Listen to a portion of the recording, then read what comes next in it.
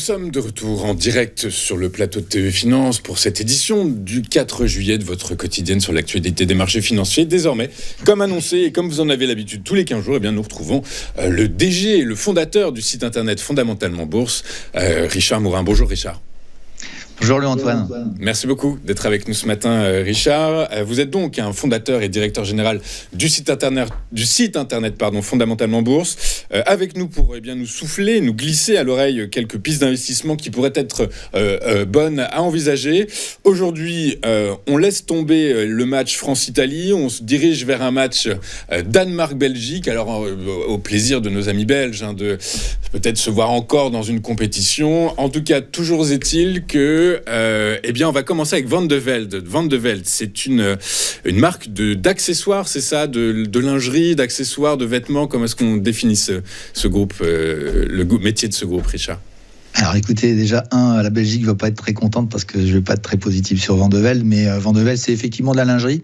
C'est de la lingerie féminine. On est dans l'accessoire féminin aujourd'hui, on va commencer par la lingerie. Et Van de Velde, oui, voilà, c'est une société qui a été créée en 1903 par Franz et Miel Van de Velde, qui ont commencé par la confection pour hommes. Et à vrai dire, c'est seulement dans l'histoire de l'entreprise qu'ils ont basculé, après s'être internationalisé, vers le prêt-à-porter féminin dans les années 60. Et puis c'est seulement dans la fin du XXe siècle, dans les années 90, qu'ils ont recentré leur activité vers le luxe et vers la lingerie féminine qui semblait être plus intéressante pour eux. Et ça a été un succès assez impressionnant, notamment dans le graphique que vous allez certainement mettre en avant, où on voit toute cette montée autour des années 2015, où on voit que le graphique a fortement monté. Et donc on avait une histoire boursière très intéressante jusqu'au jour où les difficultés sont arrivées dans l'entreprise. Les mutations sont parfois pas toujours faciles à intégrer dans les sociétés.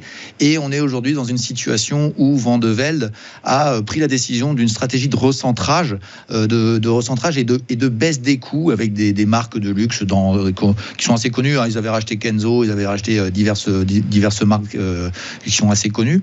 Mais aujourd'hui, on voit bien que le graphique ne parle pas pour Van de Velde depuis quelques années. Le rebond après le Covid a été assez mollasson. Et on voit sur le graphique hebdomadaire, on voit que nous sommes en train de tergiverser depuis plusieurs mois, je dirais, dans une espèce de canal légèrement baissier, et qui semble exprimer, je dirais, le caractère empêtré du dossier Van de Velde. Alors que c'est vraiment, quand on voit les photos des mannequins, c'est quand même une belle collection. Il n'y a rien à dire sur le sujet de la valeur. C'est même une très belle entreprise qui gagne très bien sa vie. Mais je voulais faire un peu de fondamental ce matin en vous disant que, vous savez, quand les entreprises sont dans une logique de réduction des coûts, comme je vous le disais tout à l'heure, oui, les bénéfices vont augmenter et je vais vous parler de 2-3 métriques.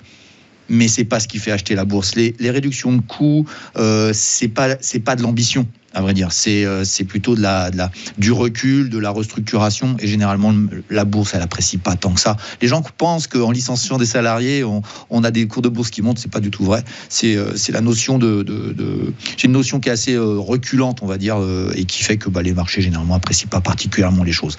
Donc voilà, c'est une société qui fait 200 millions de chiffre d'affaires en 2023, qui va vers 230. Vous voyez, il n'y a pas de progression de chiffre attendu, il n'y a pas de développement particulier. Par contre, on a une marge d'exploitation qui est assez stable et un BNA qui lui s'annonce à peu près à plus 50% dans les 3 années qui viennent. Donc c'est vrai que le bénéfice est annoncé en forte hausse, avec un PER très faible. On est à 13 actuellement, on est annoncé en 2026 à 7,5.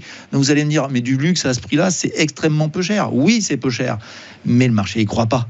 Le marché n'y croit pas parce qu'à vrai dire, il n'apprécie pas cette typologie de réduction des coûts qui généralement freine une croissance potentielle. Voilà, c'est pour ça que Van de Velde, je reste très modéré sur le titre. Ça reste une belle entreprise et puis peut-être que certaines femmes qui regardent cette émission trouveront que la collection est très sympathique. Écoutez, effectivement, alors pour résumer, si je comprends bien, il n'y a pas de croissance en fait. En réalité, pas de croissance attendue notable en termes de chiffre d'affaires. Alors effectivement, des réductions de coûts, ça permet de dégager une marge nette importante. Mais comme vous dites, la bourse, ce qu'elle aime, c'est les histoires, les belles histoires.